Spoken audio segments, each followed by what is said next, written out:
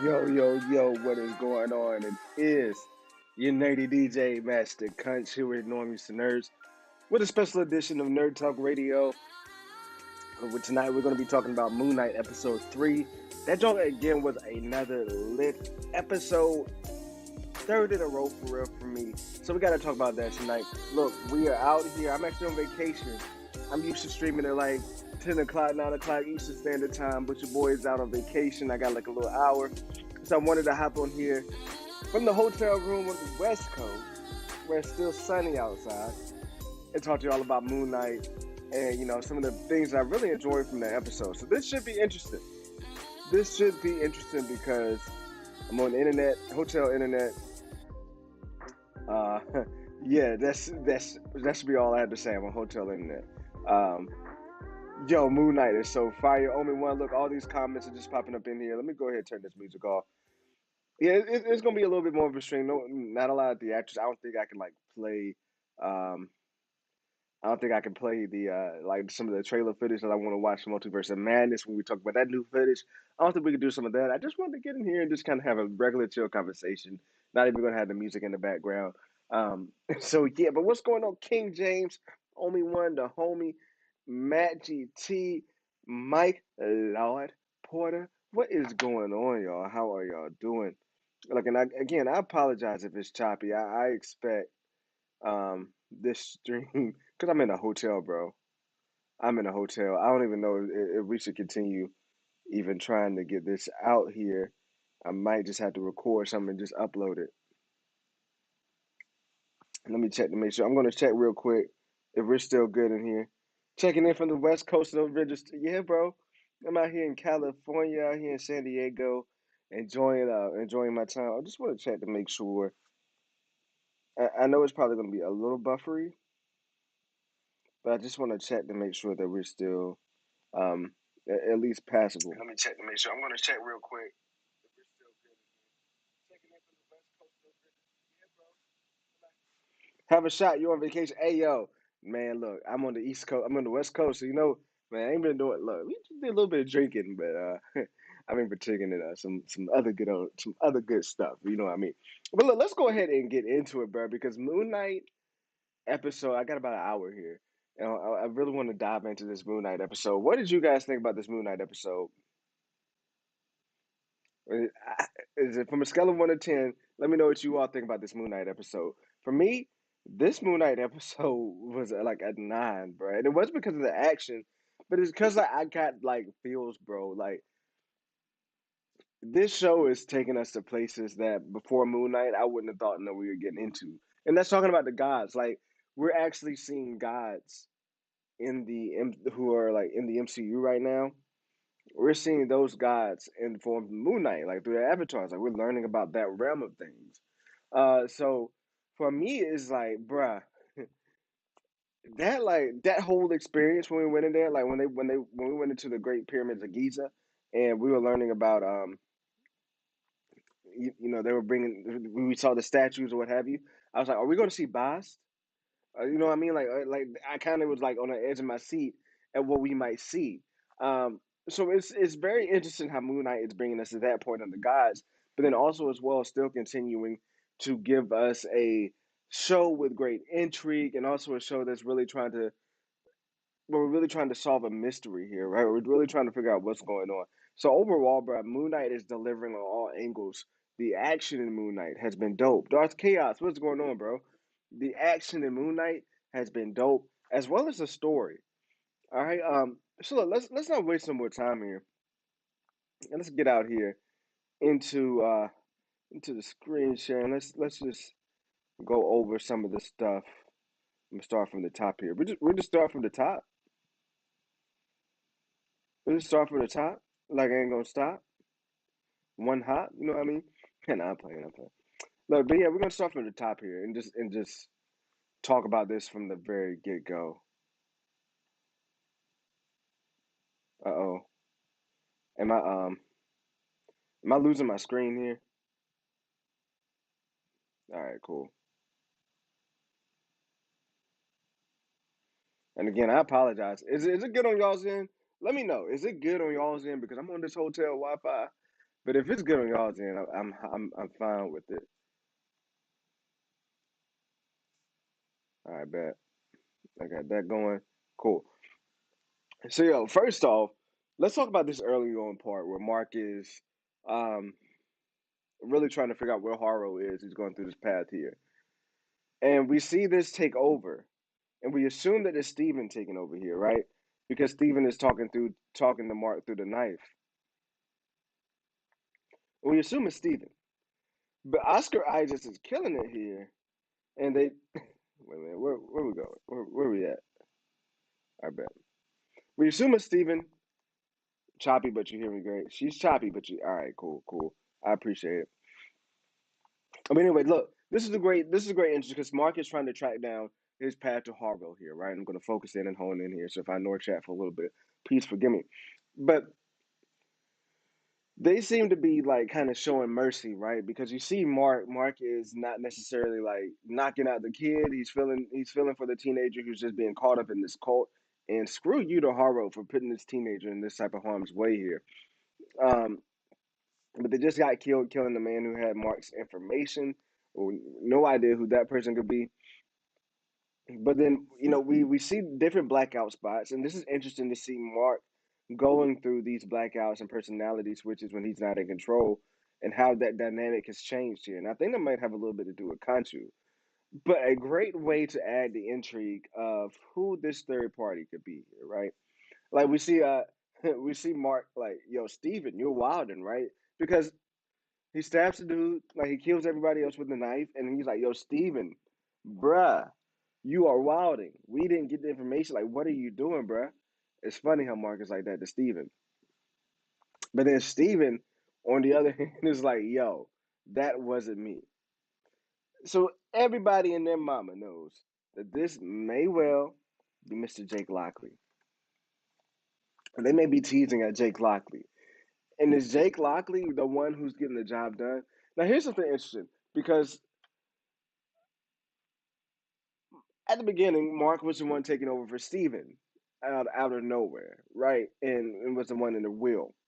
And I kind of thought that was because Conchu was in the side of Mark. Now, if that thinking kind of went away, but if I want to bring that back and we go back to that line of thinking, bro, if Mark is losing control of like not knowing what's going on, like he can't see what's happening with this third personality, what's going on, Trinity?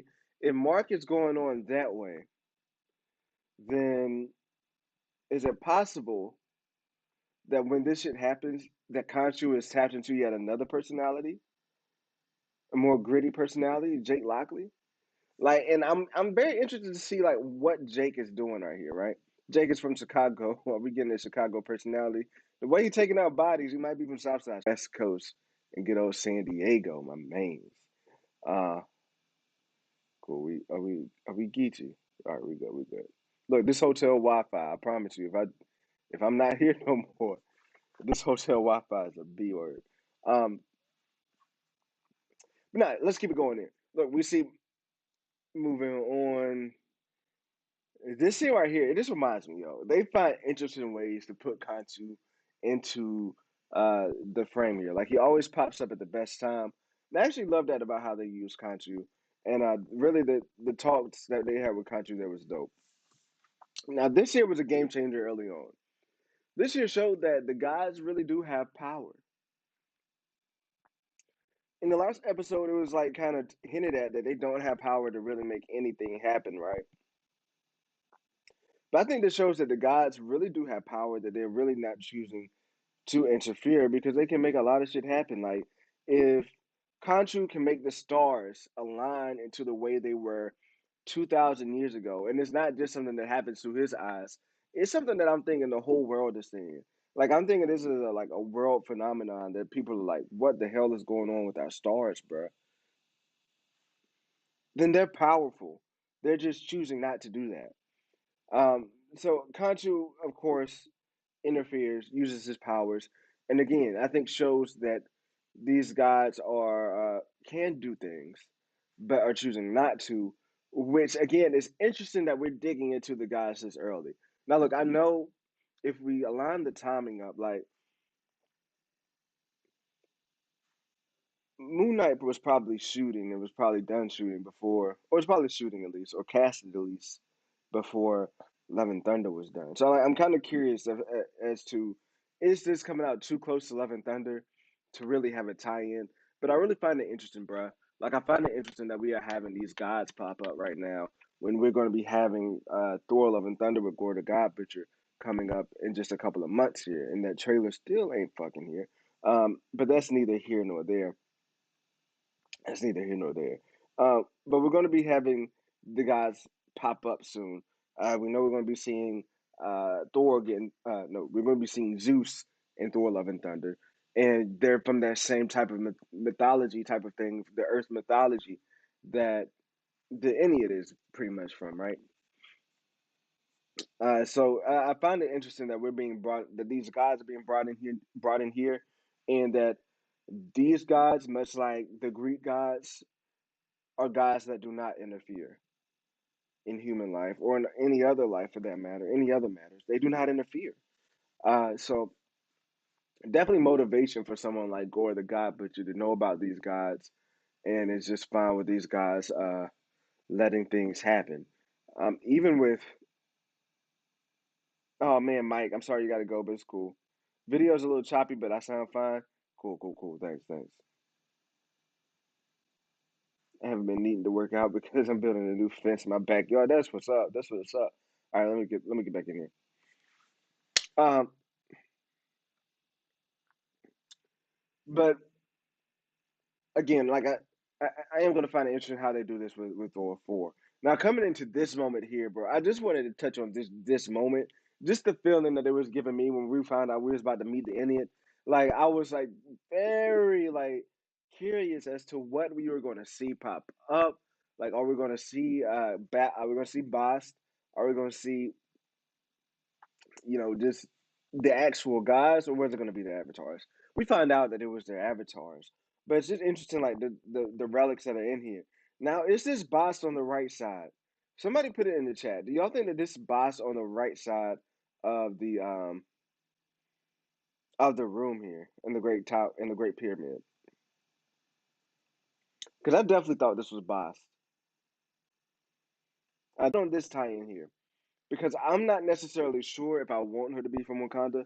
Because honestly, anytime somebody is African, I don't want to assume that, oh, you speak like you have an African accent, you must be from Wakanda. I don't necessarily want to have that. Oh, all right, look, check this out. Tefnut is the goddess of moisture and rainfall, right? Bruh, if this is somehow they tie this into Storm, now I'm not saying that I want this woman here to be casted as Storm. Like that's not what I'm. That is in no way of what I'm getting at. But let's say this. Let's say this. Gorger God Butcher kills the avatars that we've seen in the Indian. So they're gonna have to find new avatars. If there's a way that if there's a way they could do it, that mutants are now in the MCU and Tefnut goes to after all of these things, after going to God, but Tefnut could be starting to see things more like Khonshu does, right? And needing an avatar. Being that mutants are now out there, she may pick an avatar that is more likely to have something like her powers, like Storm, right? So imagine this like expanding on Storm's power and Tefnut choosing Storm Oro, I believe is how you say her name, right? To be a to be her new avatar and putting Storm to a new god level. Now that may sound crazy, but I do remember I didn't finish this run in the comics, but the Ta-Nehisi Coates run in the comics, I believe it's Ta-Nehisi Coates run where you have the Black Panther, what have you, and he's in Wakanda. He is going through hell with Wakanda. I think this might be the run where he's kind of lost touch with Bast, and he um he goes back to Storm, right? And they've had this like relationship. I think at this point they're divorced, but she's like, "I'll always be their queen. Wakanda will always be my people." And then she goes back and she makes it rain, like she rains on Wakanda because they were suffering through a drought or what have you. And they like start to worship her, right? And when she's like, "I've always been a god," they worship me, and I forgot the god that she referred to that she was called. But I do find it interesting. Like, could this be a way that she could be going? Could this be a way that we could be going down the storm? It's I know it's like it's not necessarily how it is in the comics, but I would like for it like I would be okay with that. All right, now look, this that's very far fetched. I don't even really think it's worth making a video on unless I did just want like at the end of Moon Knight possibly point to all Wakanda tie-ins. But this woman here, like I don't want to think that she is Wakanda. Like I don't want to think she is Storm or anything. But if there was a case to where like Gore the God Butcher kills like all the avatars in the Inuit, and the Inuit needs to find new avatars, this could be the route to where she goes. Tough Nut being the Tough Nut, Tough Nut being the goddess of moisture and rainfall, finding someone who kind of she can become even more powerful by using Aurora as an avatar, and like, bruh, that would be absolutely crazy, and kind of put her to another level of God. But anyway, back to the main story at hand here. Back to the main story at hand here. Uh, Oscar Isaacs in this moment, like we're having we're having the trial here, right? And this moment is just brilliant because, bruh, the facial expressions, like Oscar Isaacs throughout this series, and I told my wife this while we were watching it this morning. I was like, bruh, he's really making it feel like they are different people. Like, and it's not even like you're feeling like he's just acting out a different personality. He makes it feel like it is a whole different person. You like that just changed in that moment. It's almost as if like those scenes where they have it to where somebody's face shifts and it's a different person, like in some kind of weird instance like that shit, right? Kind of like how maybe you would have in Split where you kind of morph a little bit. It's not that case here. Like this dude is just acting his ass off, and his whole face, tone, mannerism, mannerisms, tone, facial expressions, all that shit just changes in a split second, and he just starts like becoming another person. And I think that's just a dope element that they've added in here, bro. I think that's just a dope element that they added in here. And then also as well too, like the craziness. I know he wasn't doing Kanchu's voice. I don't think he was, right? I think they were still maybe using the voice actor for Kanchu. But I do find it crazy. Like, yo, the facial expressions here was wild. Like Oscar Isaac is definitely killing it here. But then he again, he's not the only one who feels like the gods have abandoned humans because they just choose not to interfere. And the gods are like they abandoned us. I'm pretty sure the gods are probably mad because they left them for Christianity or Judaism or whatever other religion that they feel like they would abandon them for. Right? They probably feel like the old gods, if you will. Right?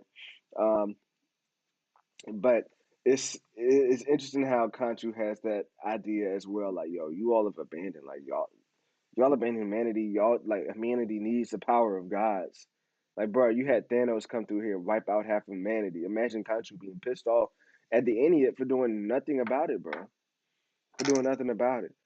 So that was wild. But then also as well, the idiot must be dumb as hell because while they're so judgmental on Khonshu, and again, Khonshu is a dummy for looking like that. Like if he was presenting a case, he did it as a horrible way, right? Like he didn't present his case as somebody who you really want to listen to if you were right.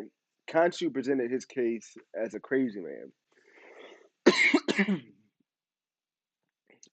Haro, on the other hand, this dude is the insane one. This dude is a wild one, but he shows off that charisma, and his charisma and calmness wins over the Indian in ways that makes me baffled. Like, bruh, the Indian, are y'all dumb? Are y'all not listening?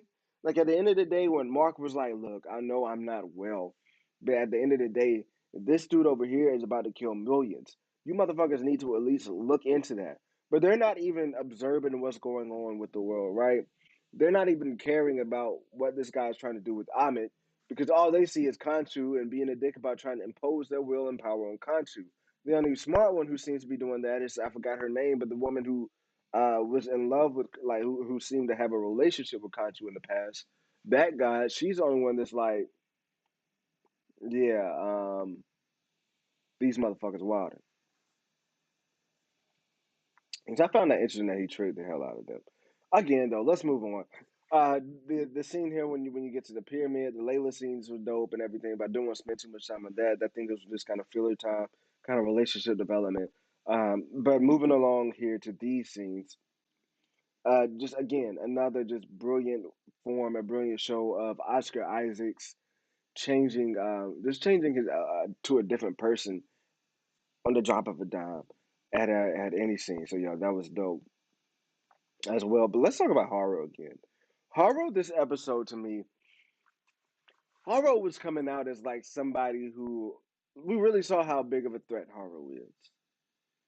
Haro is more than just someone who is just out here trying to dig up a tomb, right? Haro is more than just somebody out here just killing a one-off person. Haro is a manipulator. Haro is somebody who's very charismatic. He's a cult leader, but he's more than that. He's more than that. Like, and we also saw too that he is officially the avatar for Amit, so he has some of the powers of Amit, even using the Amit staff. Haro like is more of a badass than what we were led on to believe in the first episode, and it's definitely a dangerous villain. As someone who has pretty much fooled the Inuit or got them on their side, like he didn't even channel Amit, he did that himself, and like so this dude is like really badass. And when he's talking about what's going on between Mark, like we brought up Layla and Mark's father, like if he really knew. What do you guys think? Do you guys think Mark killed Layla's father? What's going on, Jason Strope? How's it going, bro? Do you guys think Mark killed Jason's father? I mean, Jason. Sorry, Jason. Do you guys think Mark killed Layla's father? Like, I think that's what Haro is trying to dangle out there. Now, look, I don't know if Mark knows that he did it. This could have been yet again the case where that could have been where Mark got his powers, bro. And the archaeologists that the policemen were saying that Mark Spector killed, and it was brutal because he was tied up or whatever. That could have been her dad that he killed. Now, how Layla wouldn't know that, as well connected as she seems to be, I don't know. I find that to be interesting that Layla's father was killed, and if he was killed by Mark, and the police know that, but Layla don't, then I would find that to be very plot hole worthy, if you will, right? But at the end of the day, I think that's where it could be heading. But also too, we saw like Layla's starting to feel more for Steven, bro. Like I think Layla want to give Steven the goods to keep it 100. He definitely killed Jason's father. All right, but look, let's get into this, bro. I do want to talk about like the action here. I was a big fan of the action was going on. I was telling my wife, I'm a fan of Moon Knight. Now, did it look a little Batman-y? Yes, but I don't give a damn. It looked better than Batman. You got infinite batarangs. Like my man's suit is impenetrable, and it's not like oh, it's bullet. It must be bulletproof. Sometimes Batman's suit is bulletproof. Sometimes it's like confusing because it's not like you wonder like what the hell is Batman's suit made out of to be Grant. Mr. Knight character is eventually he'll learn how to use the batons. Eventually he'll be kicking ass.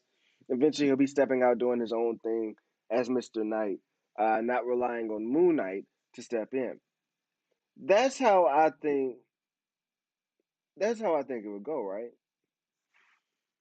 But instead, they're having Steven in the middle of a fight taking over, and it's like Steven, bruh.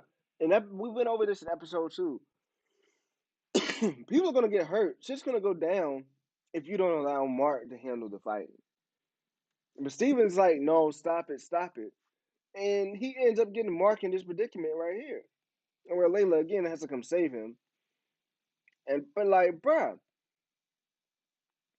if they do this with Mr. Knight, I can see it becoming a problem. I don't think it's a problem quite yet, but if I had any gripe, that's it. All right, and I'm not gonna stick on that too long.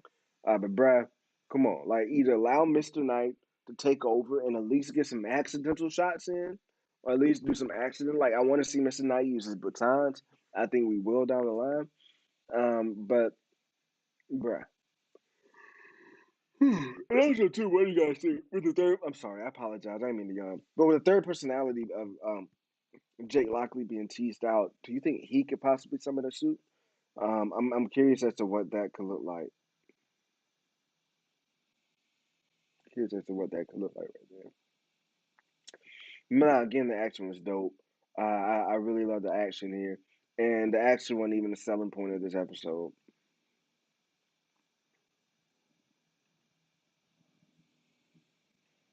All right, let's talk about this scene right here. Look, again, they have the power, bro. And I can imagine how trippy it must have been uh for the people on Earth seeing this stuff happen. I don't know if it was across the universe or what have you.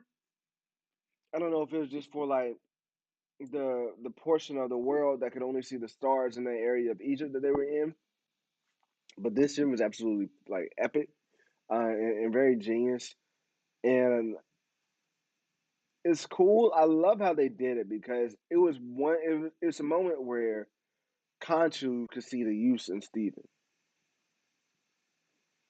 And at first, I thought Mark set Stephen up to be like that, to be someone who is like that into Egyptian culture or what have you.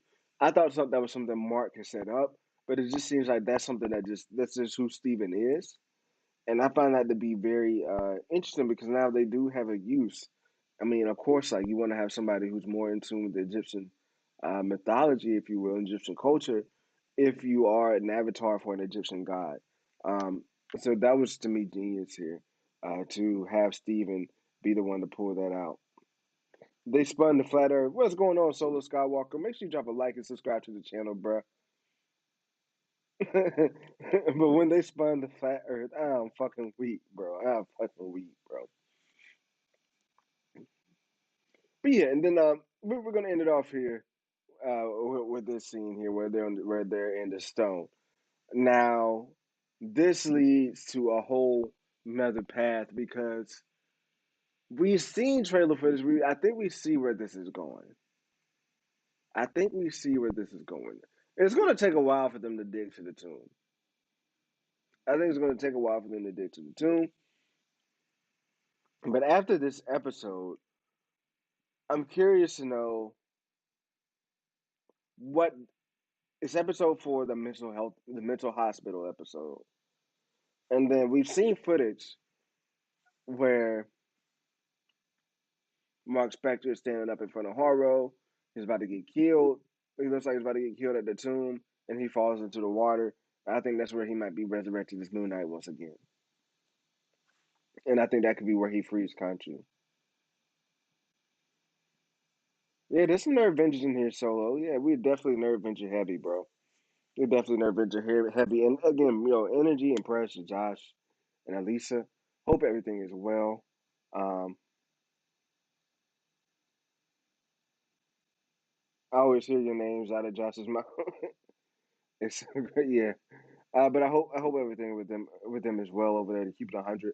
Um, yeah. Again, just prayers up to Josh and Elisa and that fam over there, the nerds, to keep it 100 there. But anyway, back to the topic in here. I'm interested to see how Contra is freed. I definitely think Contra is going to be freed in this episode, and then maybe episode 5. We might go episode 4 as like an explainer episode. Episode 5, Contra is freed. I'm definitely here for that. I think that'd be lead up to a pretty cool finale because I think we have seen some shots that might be hinting at that happening. But yeah, but again, just overall, this episode to me, I had to give it a 9, bro. I have to give it a 9. The show writing, the cinema, like everything about this show. Like well, I would say this episode probably wasn't the best cinematically done episode that we've seen at episode 1 and 2. Like episode 1 and 2 has some like amazing effing shots in it. And this episode here to me really lacked that feeling. But where it lacked cinematography, it gained the story element of it, if you will. Like the writing, we saw a boost in the writing where we saw a lack in cinematography, if that makes sense. Which it should make sense to you. But we saw that there, and that was just it was a dope episode. So I had to give it a 9. I mean, really, this whole episode has probably been a 9 point. This whole series has probably been a 9.5. Honestly, like it's been building up to be the best on Disney Plus so far. The only thing is here, like when it comes to season finales, and we're gonna get to the season finale, like so far this season has been better than what we saw in Loki. I remember Loki at this point in the season in Loki, I was like, bruh, they need to pick it up. Like episode 1 was dope because we got the multiverse of war stuff going on. Episode 2 was because we saw female Loki. Episode 3 was a filler. Episode 4 felt more like another filler again. Then episode 5 picked it up, and then it picked it up at the end because we teased Kang. Like everybody was like, "Is Kang coming? Is Kang coming?" I had Kang in the thumbnail. Like, is Kang coming in episode 6? And then we got Kang's variant in episode 6. Um, so like I don't know if we'll get to the point where we'll top Kang. Right. The only way I think that could happen is if we see Blade. But again, if we see Blade, I don't. I maybe expect to see Blade. I expect to see Blade in the post credit scene again, but actually see Blade this time. That's how I expect Blade to be tied in here. I don't know if those moments can match what we see in this one here. I mean, I don't know if what we're going to see in this series can match that moment of seeing Kane the Conqueror. But overall, so far, this might be the best Marvel show that we've had so far. WandaVision, the ride that we were going through with WandaVision, um, I think on the table it's a better show than WandaVision, but WandaVision created more of a what the hell is going on factor. So I'm all in on this shit, bro.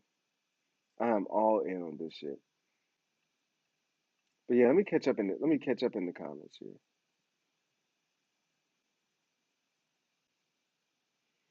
We can go through some of the comments, and then I'm going to talk a little bit about Multiverse of Madness. I can't play the trailer today, because again, we're on the West Coast today.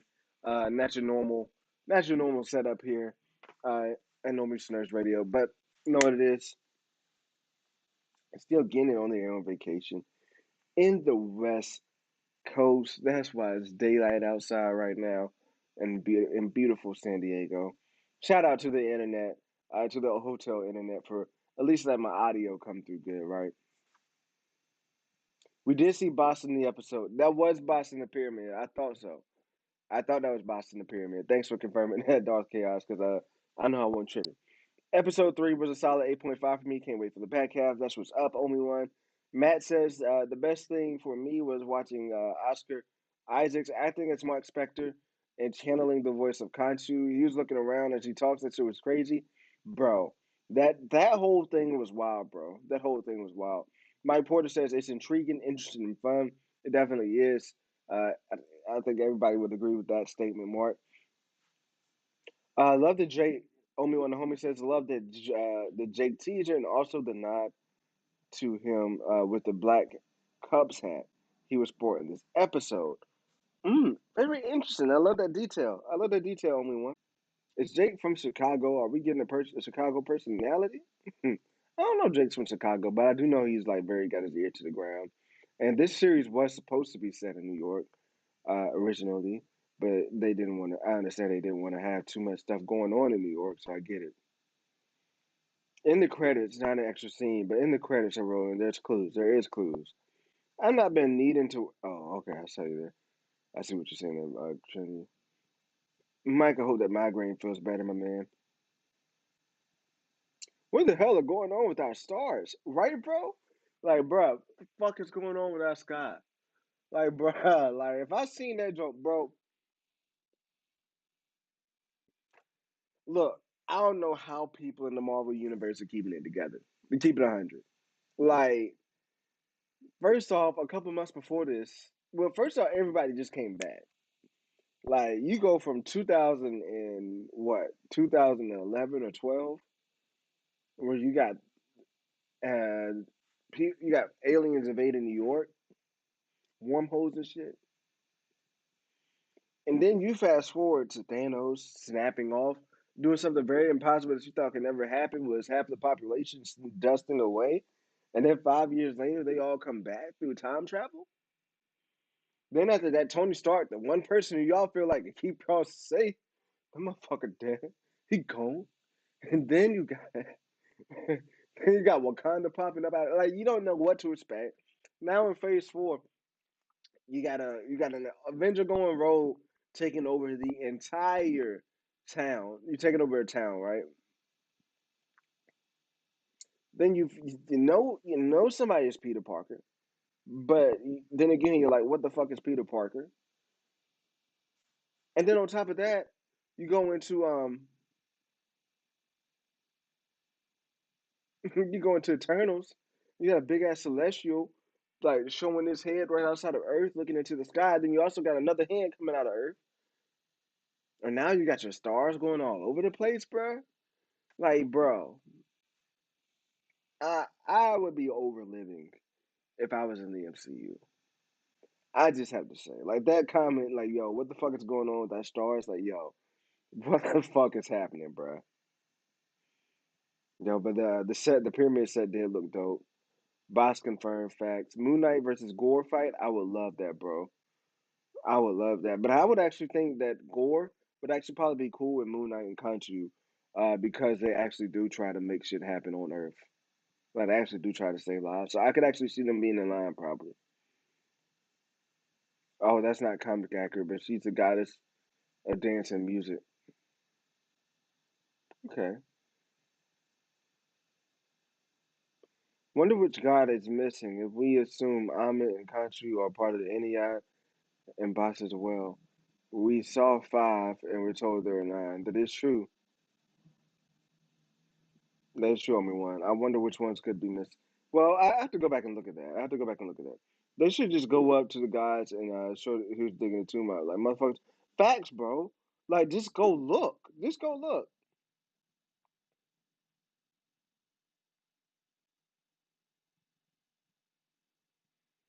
She released Conchu. That's why she told Mark about the sarcophagus. Yep, yep. You didn't see Bell said leave one missing. Hmm. Yeah, he definitely kills Legolas' father.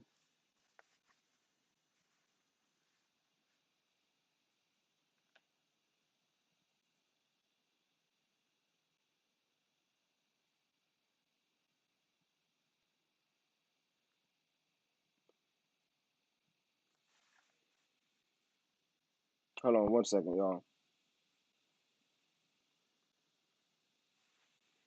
All right. This is I saw a video. I saw a Haro is I'm sorry, Dark Chaos says Haro is 100% using his knowledge of Kanchu of his DID and Kanchu to manipulate. Yep, he did. He definitely used that to manipulate the whole situation. Digital says I saw a video of a dude making a small clay Moon Knight, and now I want to effing learn clay, sculpting. Yeah, dude, that sounds cool, bro. That definitely sounds cool, man. Yeah, Trinity says I have fun clay sculpting at school. I did this badass Sub Zero. Yo, that actually sounds like a cool thing to take up to keep it 100. This says this episode was great. That sounds awesome. Yeah, it does sound awesome, man. That Sub Zero jump sounds awesome as hell. Yeah, but Solo coming in here talking about flat Earth shit, I'm weak. I agree. I think Conchu would change his tune about going for Layla. Yeah, I don't think he ever really wanted to go for Layla. I think that's just a dickhead move. The whole new setting in Egypt was dope. Refreshing content for the MCU, done and done. Yo, that is facts, bro. Like this, like that was a very good. It was a very good set, and again, the feeling of walking in there, like I was on the edge of like, oh shit, are we really going here? Like, who are we about to see? And like, they could have done a better job with the avatars. Like, I don't know. Would y'all like to see an avatar that we've had experience with? Like, like whether it was whether it was a government official or maybe it was somebody who worked with Tony, like somebody in high ranking power. I would just love to have a tie-in with the Avatar, like for it to be somebody that we might have already seen be revealed as an Avatar. I think that would have been cool. They always reveal the truth and the distraction. He sees the benefits of Mark State G. Yeah, but I think he might be seeing the benefit in Jake and keeping Jake away from like it's crazy, like how Conchu could be starting to pick favorites. He already knew Mark could be great and having Mark's abilities, but then having someone like Steven who understands the Egyptian culture and the Inuit, like I think Steven would have done a better job in talking to those gods than Mark would have done. Um, and it could take Steven again to be, Steven could be the one to have to free Mark instead of I mean to have to be to free Conchu from the stone instead of instead of them. Hold on, real quick, I got a phone call. Ah, I might have to actually end the stream here because my wife might be coming back up. We'll see here in a second. Hey, come back.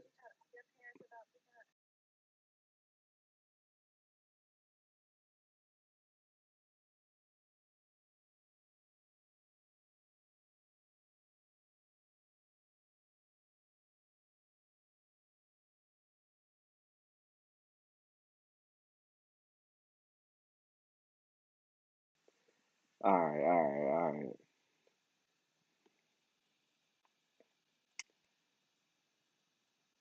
It's up. Yes, I hit up the West Coast vendors. Hey, well, look, Trinity, I'm on your side of the city. Your side of the country was Gucci. About 2 hours south of you, though. I want to see that Panther God. Me too, bro. I was looking real hard to see if there was any connection between uh, the African woman. I don't even want to say she was Wakandan per se yet. Are they setting up Layla to be the Crimson Scarab? Oh, that could be very much possible. Haru succeeds at least partially from what the trailer shows. Yeah, from what the trailer shows, Haru is definitely going to get there, and it's going to start. I think. I think some bodies might. I think some people might die too. Oh damn! That just dropped down.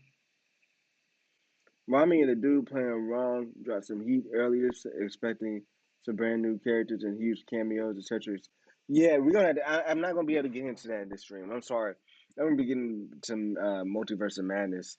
But yeah, I got definitely got to check that out, Jason. If Oscar is not returning, why would they have? Isn't returning? Why would they have Layla as Moon Knight? I think Oscar will be back. Yeah, Oscar's definitely coming back. I think so. Per episode, Moon Knight is best so far. Best finale for me is Loki. Yeah, I don't know if anything. Look, I don't know if anything will be able to top that. But as a whole, I think Moon Knight could be better. Like my man Solo Skywalker says, Jonathan Major stole the show in Loki. He did. So it's gonna have to take. It's gonna have to be something bombastic, and I don't think it's anything that can overtake that moment from Loki to make it as a better finale. But I still think the finale can be great, and the series would like overall it might not be the best finale on Disney Plus for the MCU, but the finale could be the bow to be the best series for Netflix. I mean, be the best series as a whole. Yeah, I think Oscar will be back for sure. Roll through. Let's get some drinks and smoke them weeds. Look, Trinity, I'm in San Diego. I would definitely love to, bro, because I don't got shit to do tomorrow, really. Um, but I don't know. We were thinking about coming up to LA, but we're leaving on Friday. So, man, I don't know. Shit, hit me up on Twitter, bro. Hit me up on Twitter because we're going to a baseball game tomorrow night. Which I don't have shit. We want to see the town, but again, like if there's somebody we can fucking kick it with, I'm pretty sure we'd rather kick it. So let me know, Trinity. Let me know. Oscar even gave us a new accent. Yeah, Oscar was dope, bro. Did Jake take over in the first episode when he killed everybody for the scarab? That's a great question. But I would think that was more so Mark. I think that could have been Mark. But that's a great question. It could have been Jake. It could have been Jake. And that was Jake doing that? Yo.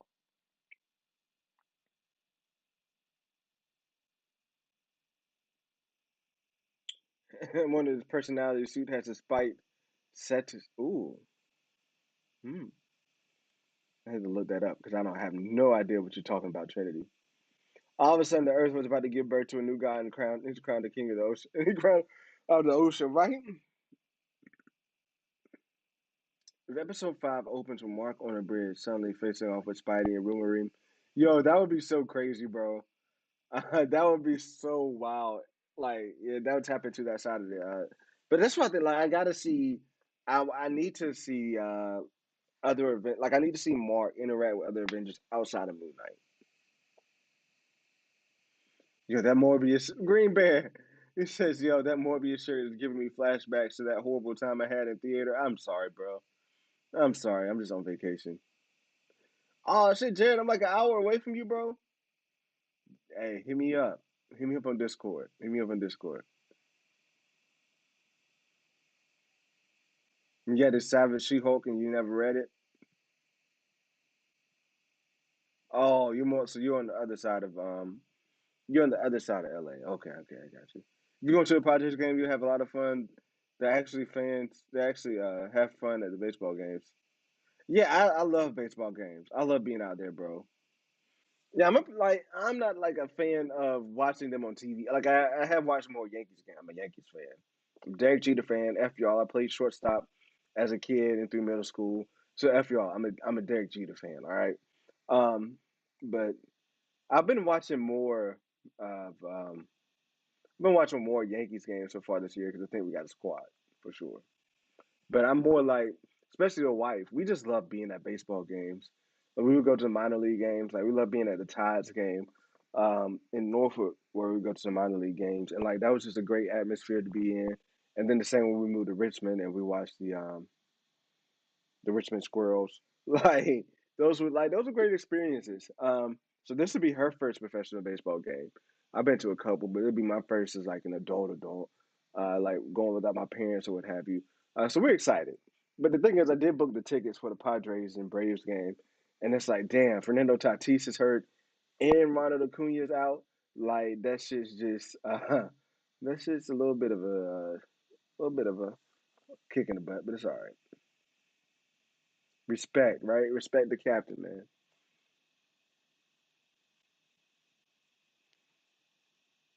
Respect the captain. But look, let me go ahead and get out of here.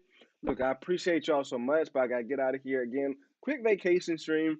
That's where everything's also tricky and everything. But look, we are going to be back on our regular scheduled programming next week. So make sure you come through for that. Also, as well, still working on the Multiverse of Madness video. So that's 50 theories in one video. If y'all have one that you want to let me know, if y'all have one that y'all want to have featured in that video, or if you have a theory that you would like for me to talk about in the video, hit me up on Twitter or in Discord, and I'll definitely get that out there. But we out. We out. We out. We in the West Coast, baby. It's not a stream, your stream. This is Streamlabs, homie. We out. It's the West Coast stream, baby. I'll see y'all on the East Coast next week. Then about the Tides and the Madres. Yeah, hey, not the Madres.